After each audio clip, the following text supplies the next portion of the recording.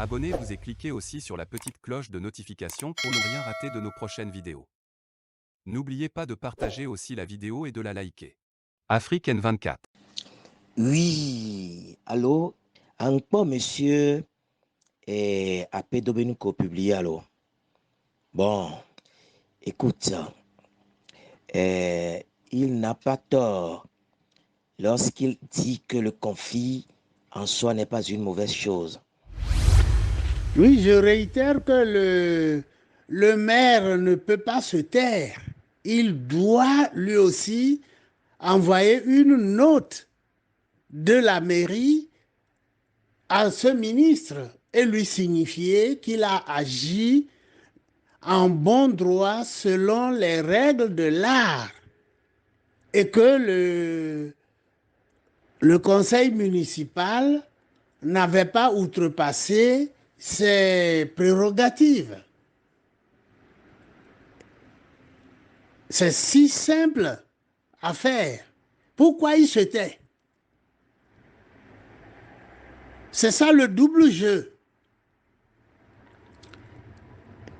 Il devrait aussi envoyer une note. Et c'est dans ce bras de fer qu'on voit les lectures discordantes d'un même texte de loi. Et quand il y a un conflit, c'est une très bonne chose. Parce que le conflit amène à se pourvoir devant une autre instance, par exemple un tribunal administratif, ou bien encore à désigner des négociateurs, ou encore tout simplement à indiquer aux uns aux autres d'arrondir leur bord. Vous voyez? Et donc le conflit n'est pas quelque chose de négatif, sociologiquement parlant. Bien au contraire. C'est par les conflits que l'on voit les opinions des uns et des autres.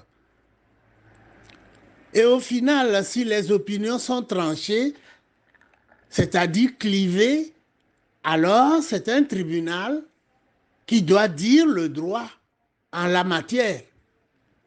Mais c'est très malhonnête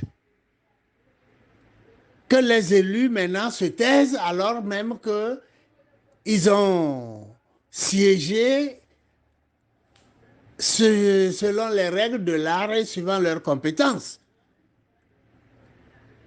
Et s'ils se taisent, alors c'est pour saboter même le processus. Ça, je le maintiens. En matière de conflictualité sociale et sur le plan purement sociologique, il a été démontré scientifiquement que le conflit est un facteur de pacification de la société parce que le conflit permet tout simplement de s'asseoir et de définir de nouvelles règles de conduite. Bon, c'est une étude qui a été menée par un grand sociologue allemand qui s'appelle Georges Simmel.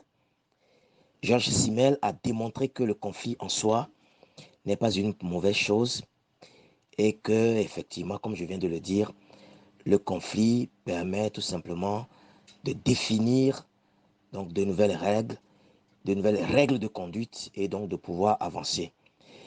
Mais il faut bien sûr la volonté ou bien le volontarisme des parties en conflit.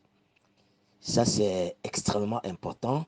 Il faut que les parties qui sont en conflit aient, n'est-ce pas, la volonté de trouver un accord pour régler les désaccords et dans l'intérêt supérieur de tous. Mais tu sais, comme on le dit, il n'y a pas de règles sans exception. Au Togo, nous avons connu déjà plus de 27 ou 28 accords et on est toujours à une étape de conflictualité qui aggrave d'ailleurs la situation quotidienne des Togolais. Bon, voilà ce que je voudrais juste apporter aux commentaires de M. Apedo. Bien, merci, hein, c'est Folie BT. À bientôt. Likez la vidéo si ce n'est pas déjà fait. Laissez aussi votre point de vue en commentaire.